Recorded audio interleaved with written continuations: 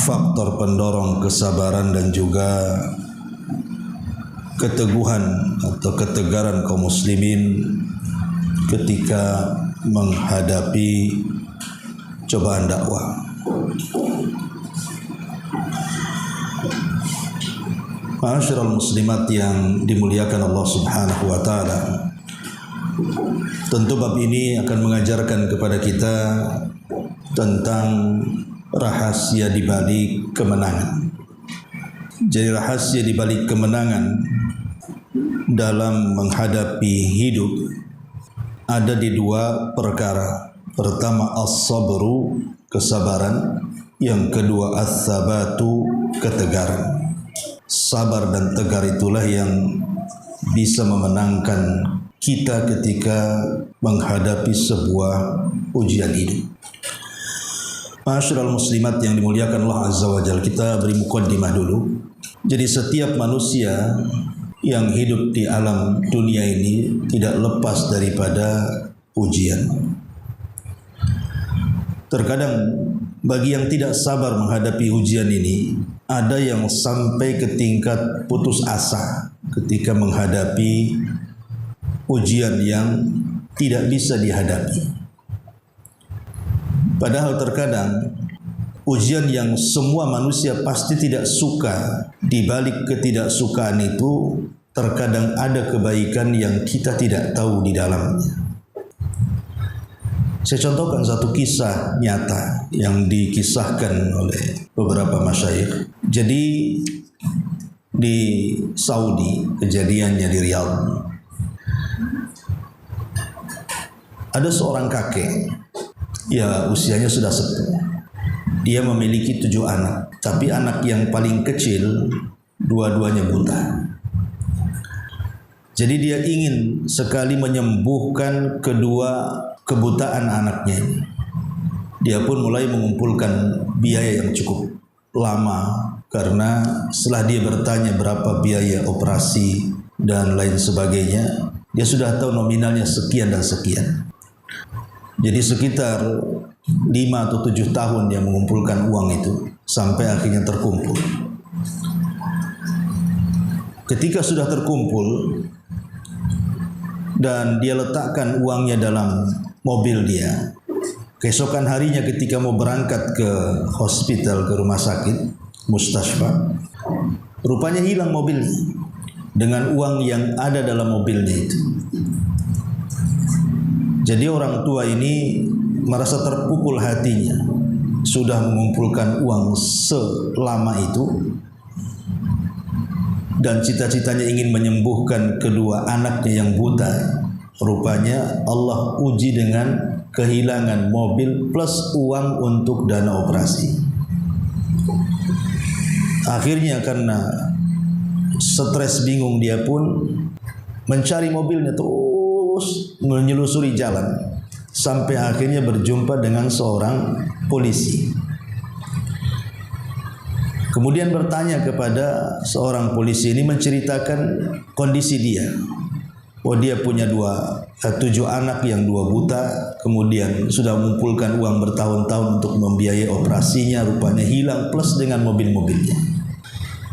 Tapi polisi Arab ini, dia berusaha menenangkan si kakek ini dan mengatakan la'allahu khairun, boleh jadi peristiwa ini ada kebaikannya. Tetapi orang tua ini tidak mengindahkan kata-kata polisi ini. Dia pun terus mencari. Setelah lama, beberapa bulan setelahnya, rupanya polisi ini menemukan informasi bahwa mobilnya itu ada di gurun pasir dalam kondisi selamat, tidak cacat, dan uangnya juga ada di situ. Artinya tidak hilang. Rupanya mobil itu tidak dirampok, tidak dicuri, hanya ada anak kecil main-main, kemudian mengambil mobil itu setelah habis bensinnya, ditaruh begitu saja. Jadi saking bahagianya polisi ini, dia mendatangi orang tua tadi ingin memberi kabar gembira bahwa mobilnya sudah ketemu dan uangnya juga tidak ada yang hilang sedikit pun. Setelah berjumpa dengan orang tua itu, tiba-tiba orang tua itu senyum dan mengatakan, sungguh aku punya kabar gembira kepadamu. Kata polisi ini, aku juga punya kabar gembira. Jadi kata polisi, sebutkan kabar gembiramu. Dia mengatakan, alhamdulillah, rupanya kedua anakku dua-duanya sudah sembuh dari buta. Kata polisi ini, kamu biaya dari mana bisa mengoperasi keduanya? Dia mengatakan tidak, sembuh begitu saja. Mungkin Allah subhanahu wa ta'ala menghendaki kesembuhannya. Kemudian kata sang kakek ini kepada polisi, lalu apa kabar gembiramu kepada aku? Dia mengatakan, mobilmu sudah ketemu dan tidak ada yang cacat, uangnya pun sudah ketemu dan tidak ada yang berkurang. Maka kakek ini mengatakan, alhamdulillah. Lihat, terkadang apa yang dikatakan oleh Allah subhanahu wa ta'ala, wa asa an takrahu syai'an wa huwa khairul lakum. Apa-apa yang Anda anggap benci boleh jadi itu baik di hadapan Allah. Kita tidak tahu. Seandainya kemudian mobil itu tidak diambil anak-anak, kemudian dua anaknya dioperasi, boleh jadi mungkin lebih parah kondisi matanya, ya. Ataupun boleh jadi kemudian habis ludas uangnya. Tapi sekarang Allah subhanahu wa ta'ala memberikan dua nikmat yang besar. Pertama, kesembuhan anaknya tanpa operasi. Yang kedua, mobil dan uangnya sudah kembali. Nah, ini kan semua skenario Allah subhanahu wa ta'ala, bahwa terkadang musibah itu yang kita anggap benci, rupanya ada kebaikan di sisi Allah subhanahu wa ta'ala. Makanya dalam bab ini pengarang ingin mengajarkan kepada kita tentang contoh dari rahasia kemenangan Rasul dan para sahabatnya dengan cara senantiasa sabar dan tegar ketika menghadapi musibah dan cobaan. Ma'asyiral muslimat yang dimuliakan Allah subhanahu wa ta'ala, kita tahu bahwa keteguhan hati ketika menghadapi cobaan itu tidak bisa dihadapi dengan dunia. Sehebat apapun orang itu dengan kekayaannya, anggaplah kaya raya, orang paling kaya se-Indonesia, kalau diberikan ujian oleh Allah subhanahu wa ta'ala, belum tentu kekayaan itu bisa menenangkan hatinya. Mustahil. Betapa banyak orang-orang kaya itu yang contoh umpamanya pasangannya meninggal, dia nggak tahan, ada sampai gila, ada yang sampai kemudian seolah-olah kekayaan itu percuma saja. Atau mungkin anaknya meninggal, karena dia mencari kekayaan itu untuk diwariskan kepada anaknya, tahu-tahu anaknya meninggal. Jadi kekayaan itu tidak bisa menjadikan orang sabar dan tidak bisa juga menjadikan orang tegar. Jadi dunia itu tidak bisa apa-apa. Lalu apa yang bisa menjadikan orang sabar dan tegar itu? Itulah ketika manusia terpikir tentang akhirat, terpikir tentang kehidupan setelah kematian. Hanya dengan itulah orang bisa sabar. Makanya kenapa kematian ini kalau dipandang orang kaya maka akan menyempitkan hidupnya, tapi kalau dipandang oleh orang miskin maka akan meluaskan hidupnya. Kenapa orang kaya ketika memandang kematian itu akan sempit? Karena dia terpikir dengan kekayaannya, kalau mati siapa yang akan mengambilnya? Mungkinkah dibawa ke dalam kuburannya? Mustahil.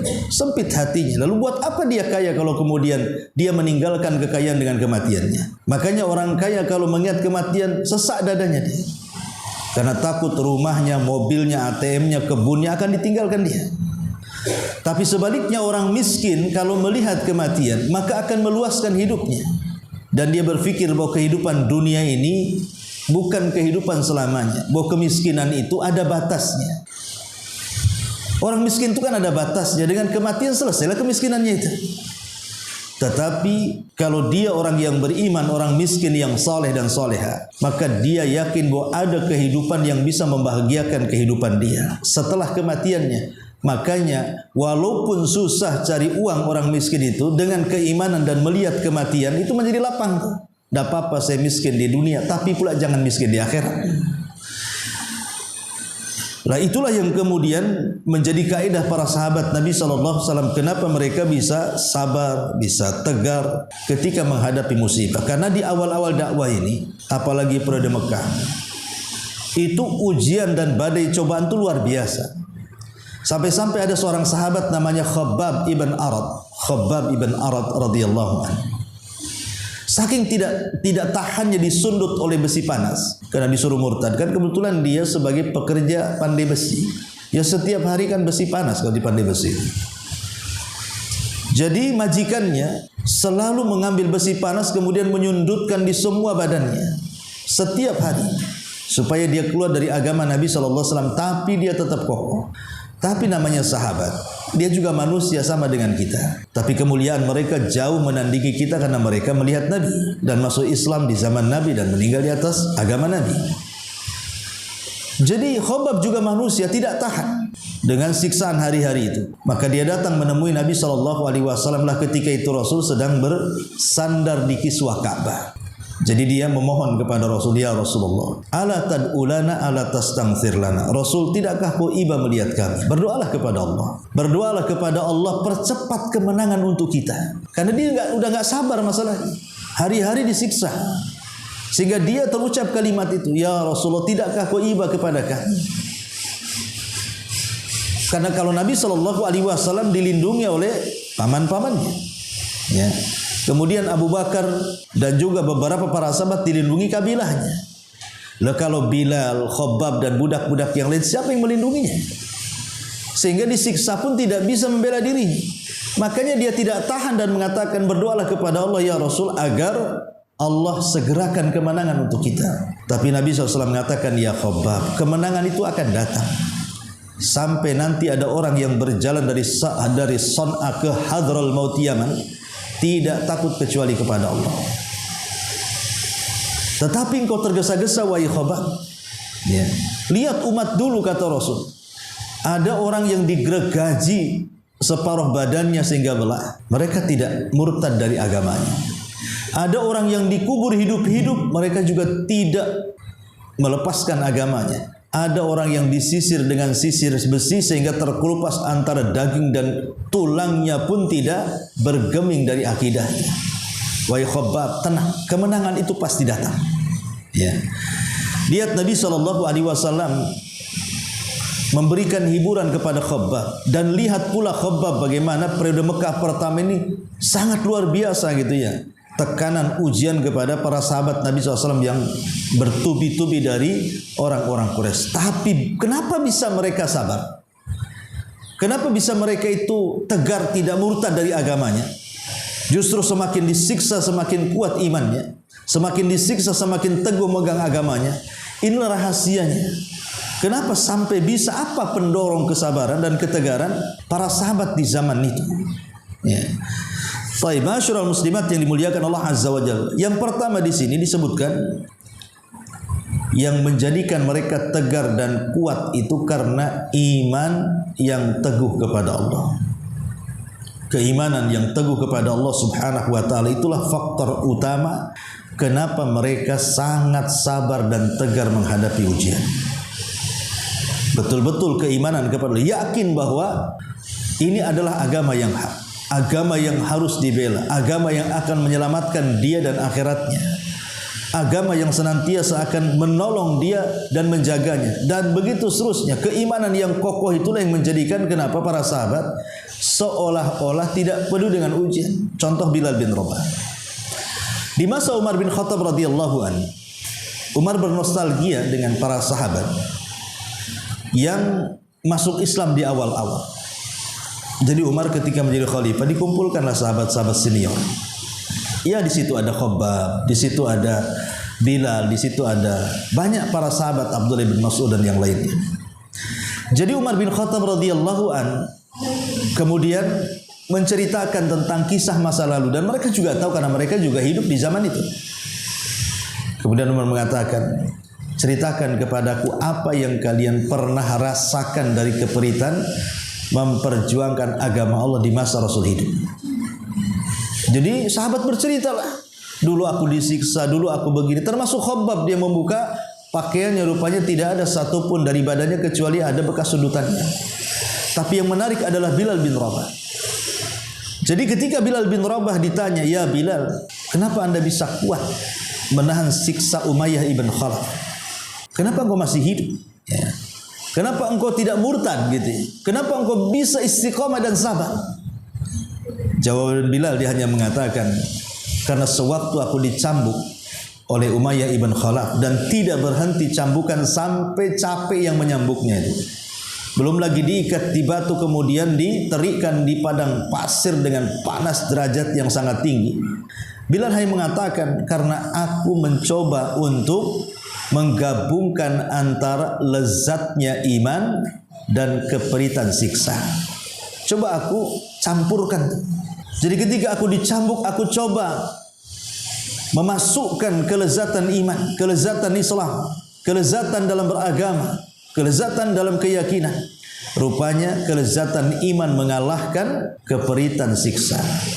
Sehingga aku tidak merasakan seolah-olah aku sedang dicambuk, katanya. Lihat bagaimana kondisi Bilal ketika kecintaan kepada Allah lebih menguasai dibandingkan yang lainnya, maka cemeti yang tiap hari mencambuknya tidak dirasa Bilal sama sekali. Karena kelezatan iman itulah yang kemudian mendominasi daripada siksaan orang-orang Quraisy kepadanya. Itulah kehebatan keimanan kepada Allah Subhanahu wa taala. Makanya di sini disebutkan bahwa sebab dan faktor paling utama adalah keimanan kepada Allah semata dan mengenal Allah dengan sebenar-benarnya. Keimanan yang mantap bila telah menyelinap ke sanubari dapat menjadikan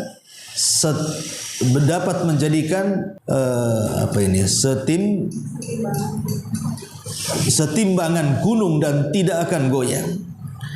Orang yang memiliki keimanan yang kokoh dan keyakinan yang mantap seperti ini akan memandang kesulitan duniawi sebesar-besarnya atau sebanyak-banyaknya dan serumit apapun jika dibandingkan dengan keimanannya ibarat lumut-lumut yang diapungkan oleh air bah yang berubah menghancurkan bendungan kuat dan benteng yang kokoh. Artinya ujian seberat apapun kalau sabar dan tegar itu bagi dia kecil, gitu maksudnya.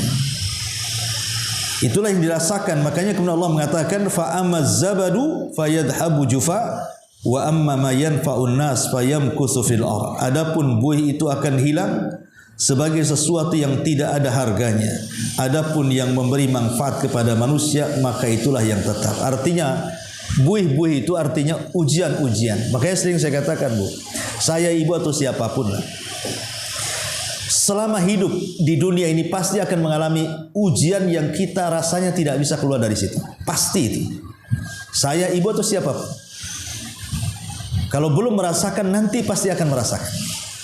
Pasti akan ditimpa dengan sebuah ujian dari Allah, kesulitan yang luar biasa yang gak bisa kita keluar dari situ seolah-olah seperti itu.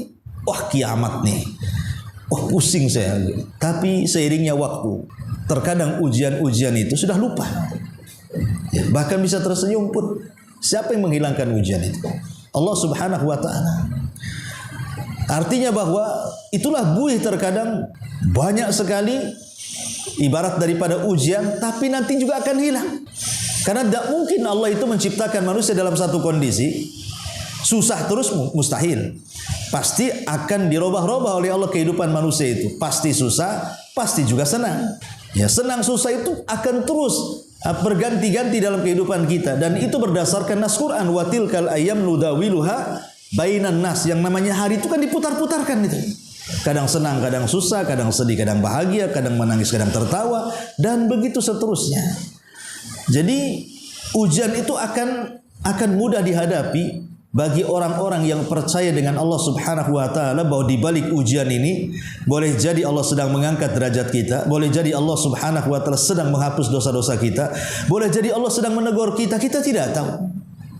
Hikmah di balik ujian ini apa? Ya, terkadang kenapa Allah Subhanahu wa taala ketika memberikan ujian, contohnya sakit, kok lama sembuhnya?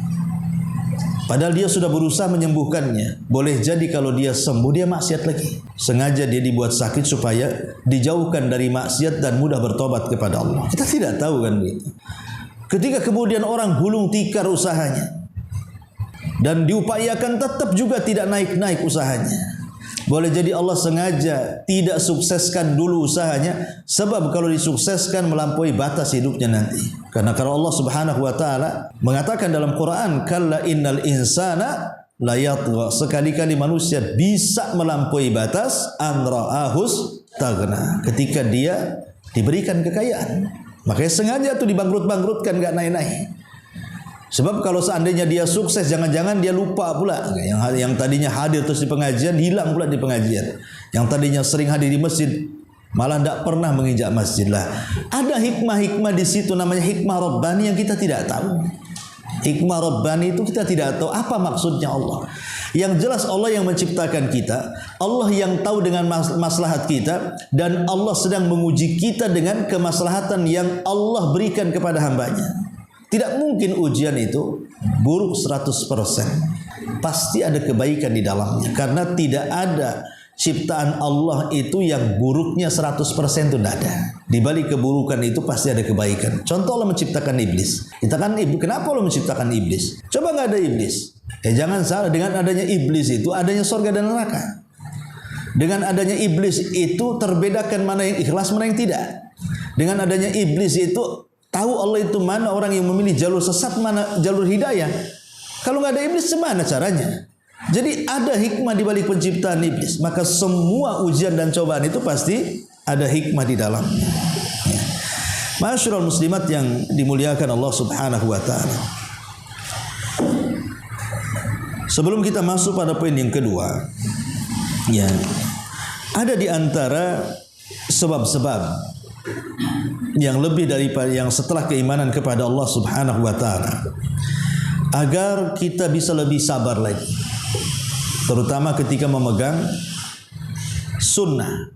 Ya, saya kira kalau di negeri kita ya semua muslim, insyaallah semua muslim, mayoritas muslim. Adalah orang kafir hanya berapa persen, tapi kan mayoritas muslim di negeri kita ini.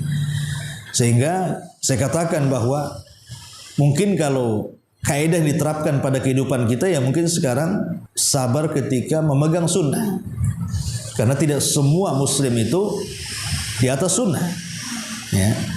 Pertama, setelah keimanan kepada Allah di sini adalah anta tadzakkar ayyuhas sabir ajruka indallah. Hendaklah mengingat, wahai orang yang sabar, bahwa pahalamu telah disimpan oleh Allah Subhanahu wa taala. Artinya, kalau kita yakin bahwa pahala sabar itu disimpan oleh Allah Azza wa Jalla dan lipatannya tidak ada yang tahu kecuali Allah, maka dia akan semakin sabar lagi. Karena tahu bahwa kalau sholat jelas pahalanya gitu ya, terhitung. Kemudian puasa, haji, sedekah, baca Quran, zikir, itu terhitung pahalanya. Tapi sabar ini tidak terhitung pahalanya. Makanya Allah Subhanahu wa taala mengatakan, innama yuwaffas sabiruna ajrahum bighairi hisab. Allah itu akan memberikan pahala kepada orang-orang yang sabar itu tanpa batas.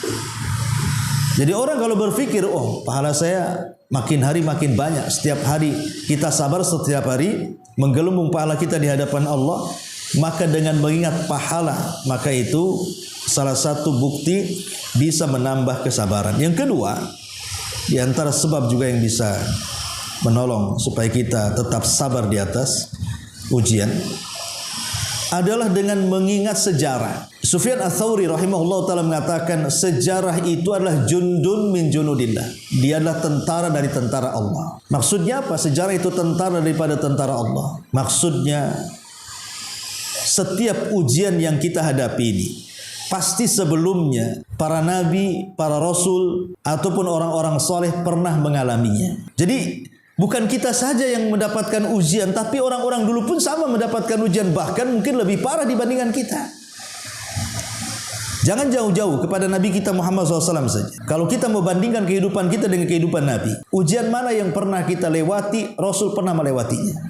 Maka kalau itu yang terjadi, kita membaca sejarah. Kalau kita sakit, kita membaca sejarah Nabi Ayub, bagaimana sakit berkepanjangan selama 18 tahun tapi dia sabar. Kalau kita diuji dengan dakwah, semua para nabi juga diuji dengan dakwah. Kalau diuji dengan ekonomi, para nabi juga banyak yang miskin. Rasul pernah juga penggembala kambing bertahun-tahun. Bahkan ketika pindah ke Madinah, Rasul tidak pernah makan enak sampai mati. Jadi apa yang kemudian dipikirkan dari musibah kalau kita bandingkan musibah kita dengan musibah para nabi? Makanya kemudian yang kedua yang bisa meningkatkan sabar kita ini, lihatlah kesabaran mereka.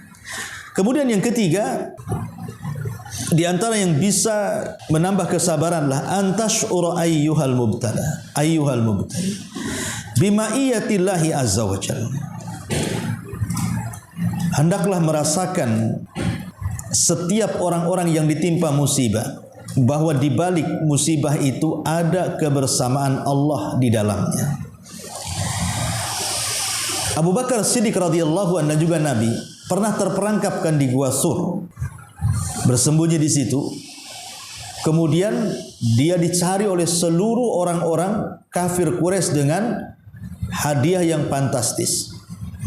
Nabi dihadiahi 100 ekor unta, Abu Bakar dihadiahi 100 ekor unta. Berarti 200 ekor unta. Siapa yang bisa menangkap keduanya? Ya.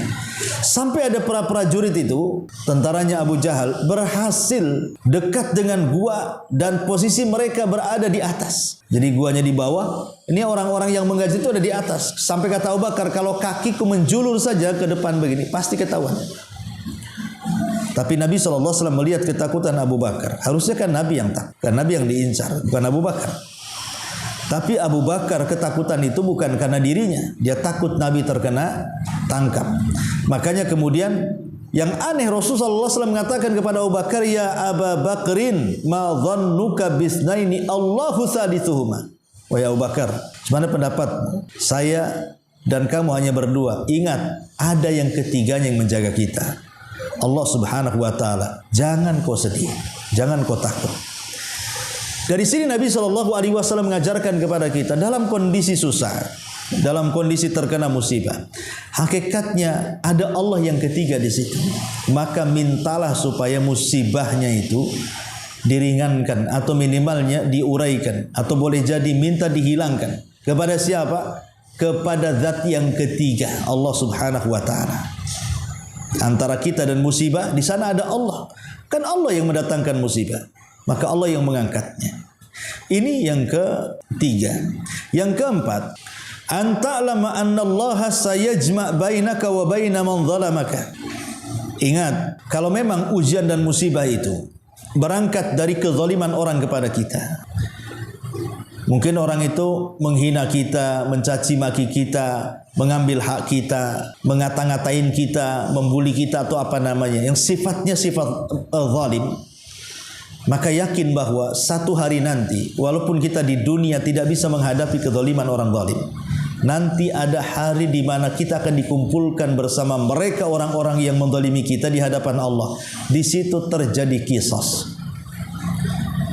Dan inilah yang menenangkan hati kita, bahwa Allah tidak tidur. Di dunia saja orang-orang yang mazlum, dizalim itu mustajab doanya, apalagi di akhirat. Ya, maka dengan keyakinan bahwa akan ada balasan kepada orang-orang yang menyakiti kita, ini bisa menambah kesabaran.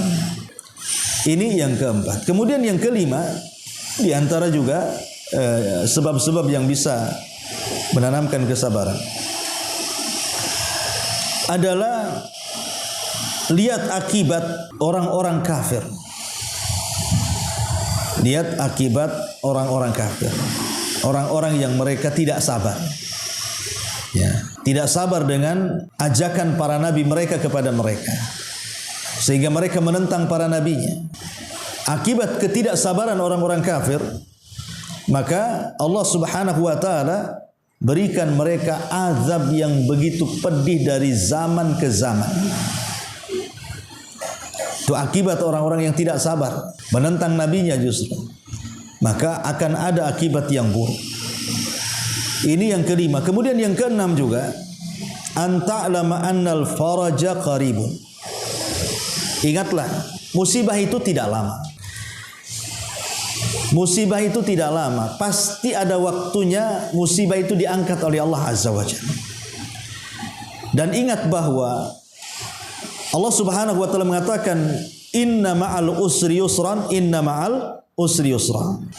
Fa inna ma'al usri yusra, inna ma'al usri yusra. Di sini Allah Subhanahu wa taala menyebut dua kata. Pertama al-usr. Kemudian yang kedua kata-kata yusra. Al-usr itu artinya sulit, yusra itu mudah. Allah ulang dua kata. Inna ma'al usri yusra, inna ma'al usri yusra. Kalimat al-usri menggunakan alif lam dua-duanya. Al-usri yang pertama menggunakan alif lam, al-usri yang kedua juga menggunakan alif lam.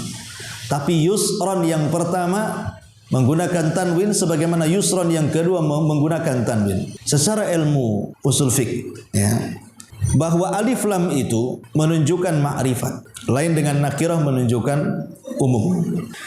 Seolah-olah Allah ingin mengatakan bahwa kalimat al-usri yang pertama adalah usri yang kedua. Tetapi kalimat yusran, kemudahan yang pertama, bukan kemudahan yang kedua. Mungkin lebih jelasnya. Jadi al-usri yang pertama dengan usri yang kedua itu satu, berarti satu kesulitan. Tapi yusran yang pertama dengan yusran yang kedua itu berbeda. Seolah-olah banyak kemudahan. Jadi kalau seandainya Allah memberikan satu kesulitan kepada kita, Allah sediakan dua kemudahan, tiga kemudahan, empat kemudahan. Gitu maksudnya. Jadi ujian itu sedikit, kemudahan itu banyak. Cuman kadang-kadang kita ini melihat kesulitannya, tidak melihat kemudahannya, sehingga kemudian tidak pernah berkacamata di situ. Ingat bahwa ujian itu akan berlalu, itu maksudnya, dan akan datang kebahagiaan. Kemudian juga yang ketujuh, di antara sebab-sebab sabar itu anta'lama anna kulla bani Adam mubtala. Ingatlah bahwa semua anak Adam itu pasti diuji. Maka lihatlah ujian kita dengan ujian orang lain. Kalau kita umpamanya diuji kesehatan, lihat ada orang yang lebih parah dari sakit kita. Kalau ada orang diuji dengan kefakiran, kita lihat ada orang yang lebih fakir dibandingkan kita. Jadi kalau kita senantiasa melihat ke bawah dalam setiap ujian itu, maka kita akan tenang hidupnya.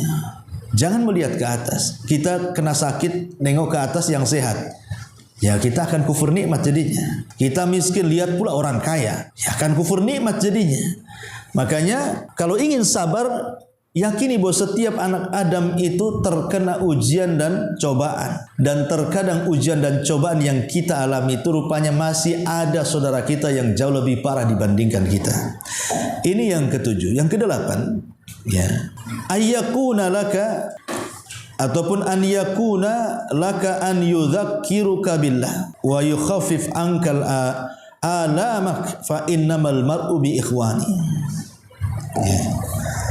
Kemudian yang kedelapan, hendaklah diingatkan. Ujian itu hendaklah mengingatkan kita kepada Allah. Makanya ada istilah bergelimang dengan dunia tapi melalaikan dia dari Allah. Itu lebih bahaya dibandingkan orang yang diuji dengan dunia tapi masih diingatkan dengan Allah. Jadi mendingan diuji oleh Allah tapi masih mengingatkan kita kepada Allah dibandingkan dibentangkan dunia tapi melalaikan kita dari Allah. Maka ini penting bahwa jadikan setiap ujian itu mengingat Allah. Bahwa boleh jadi Allah itu ada maksud yang kita tidak tahu. Dulu ada murid saya satu itu kerja di PT Muka Kuning. Ya.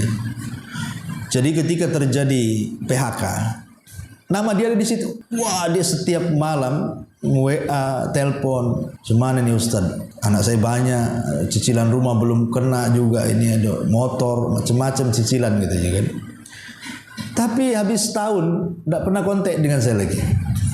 Tiba-tiba dia datang, nyumbang pula dia. Nyumbang ke Jabal Luhut berapa juta gitu kan. Dia cerita, alhamdulillah sekarang saya sudah jadi wira swasta, Ustaz, sudah jualan dan sukses. Ya. Justru pendapatan per bulannya 10 kali lipat dari gaji yang dia terima di PT-nya itu. Dan siapa yang tahu kan begitu? Itu kan skenario Allah. Kalau dia tidak dipecat di segitu aja dia hidupnya. Boleh jadi tidak punya rumah, dia ngontrak aja.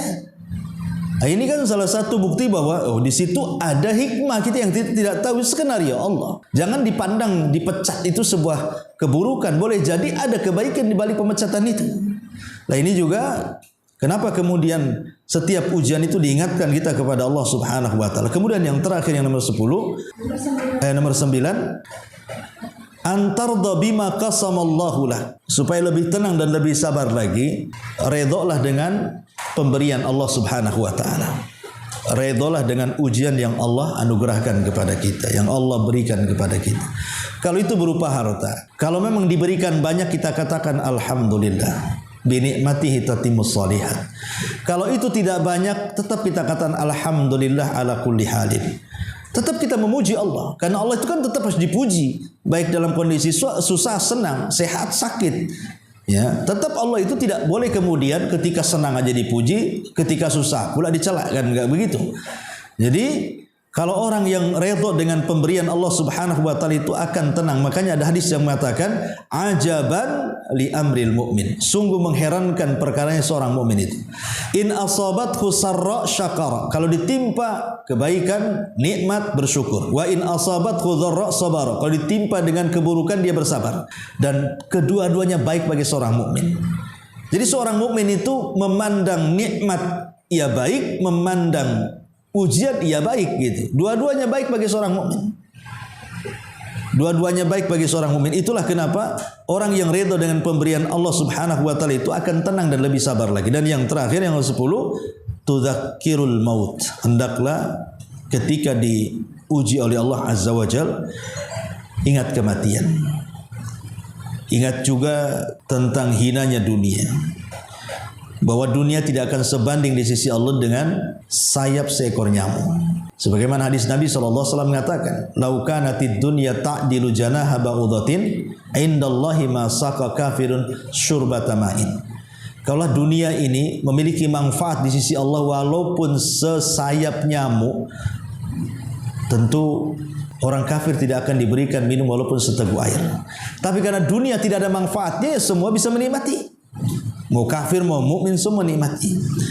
Maka dengan mengingat kematian, maka seorang akan lebih sabar lagi.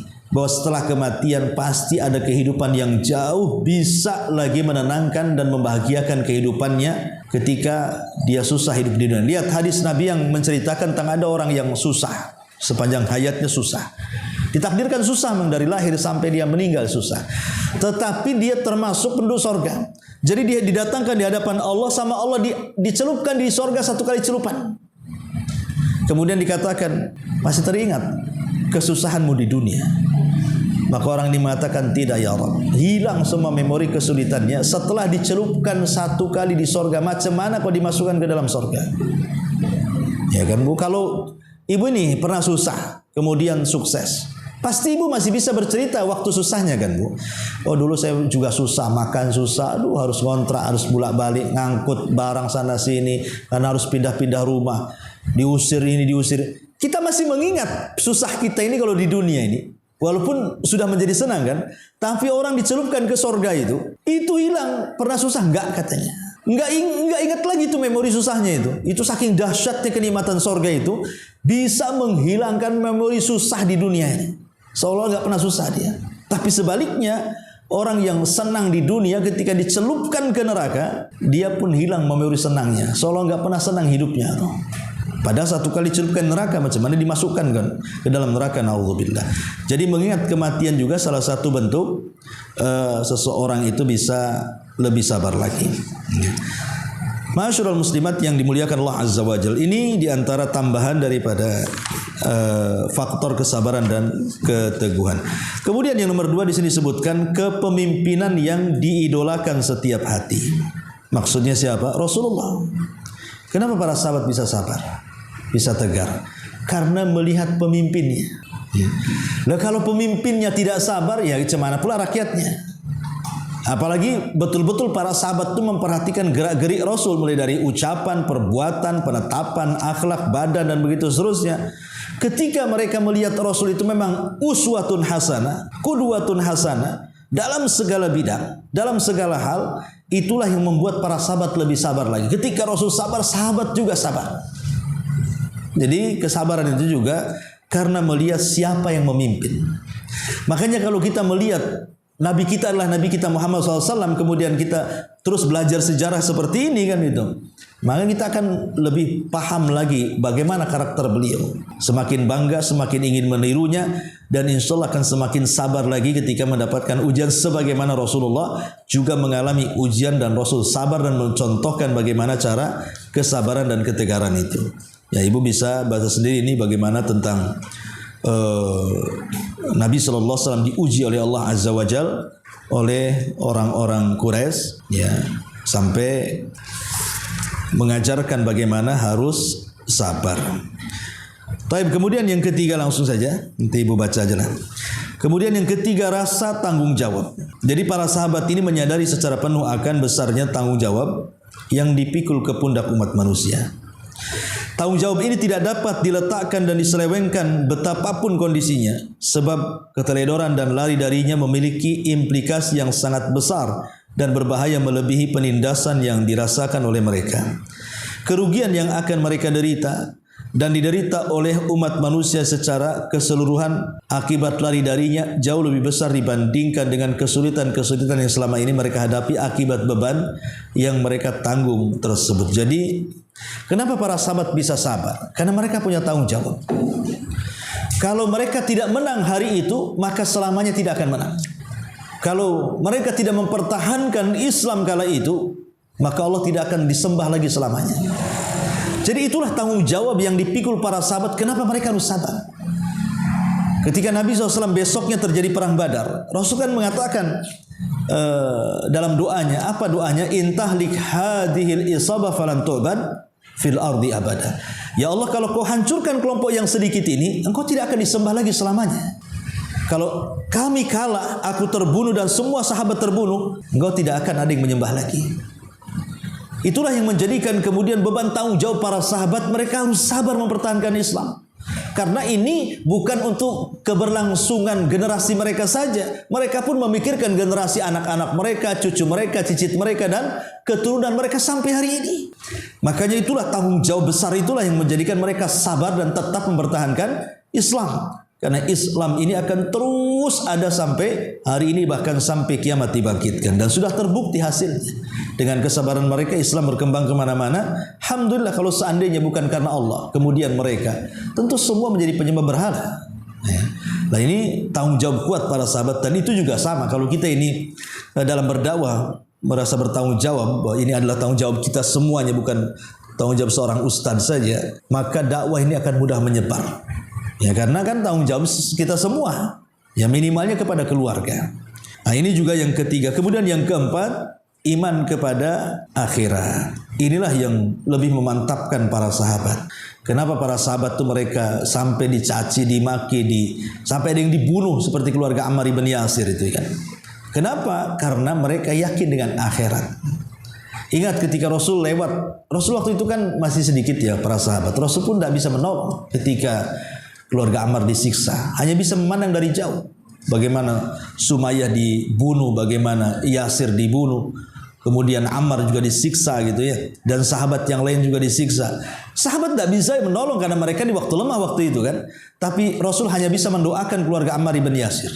Apa kata Rasul? Ya Ammar, ya isbiru ya ala Yasir, fa inna mau'idakumul jannah. Bersabarlah wahai keluarga Yasir, bahwa tempat duduk kalian di sorga. Jadi dengan diingatkan akhirat itu semakin sabar lagi mereka. Nggak apa-apa susah-susah di dunia, tapi nanti di akhirat mereka akan mendapatkan kebahagiaan. Nah, di sini dijelaskan tentang iman kepada akhirat ini. Ini merupakan salah satu faktor yang menguatkan tumbuhnya rasa tanggung jawab tersebut. Mereka memiliki keyakinan yang kuat bahwa kelak mereka akan dibangkitkan menghadap Rabb mereka. Kemudian juga akan dihisab amal-amal mereka dan sedetil-detilnya, baik yang besar maupun yang kecil. Jadi hanya ada dua pilihan, ke sorga ataupun ke neraka. Mereka menjalani kehidupan antara rasa takut dan pengharapan, mengharap rahmat Rabb mereka dan takut akan siksanya. Mereka adalah sebagaimana difirmankan, walladzina yu'tuna ma atau wa qulubuhum wajilah.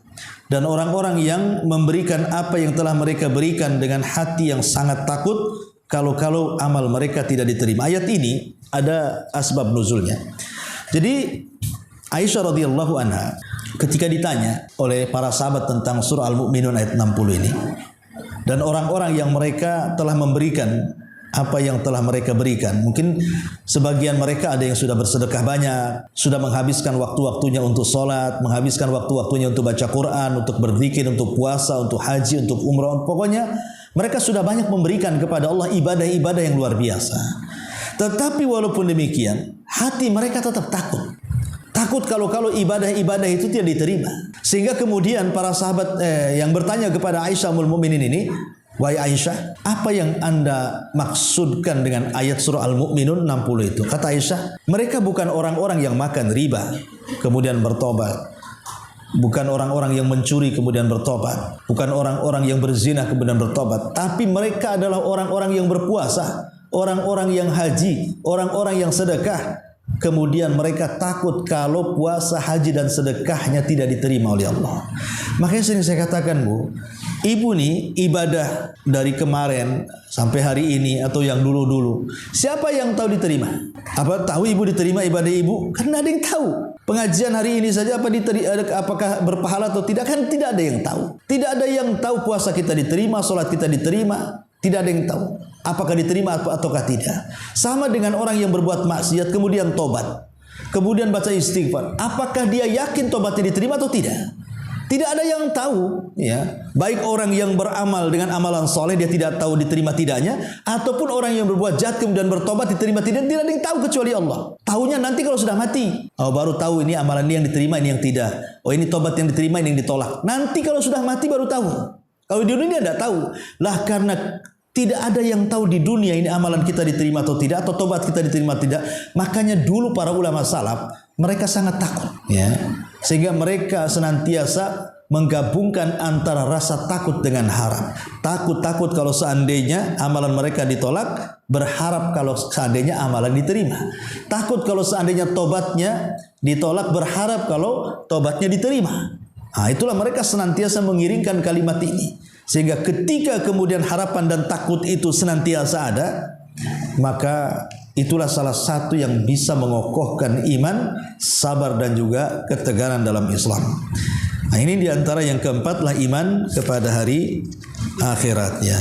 Kemudian yang kelima Al-Quran. Jelas ya, Al-Quran adalah risalah Islam yang di dalamnya penuh dengan ayat-ayat yang menjelaskan tentang kesabaran dan ketegaran, ya. Wallahu alam, saya kira sampai sini dulu.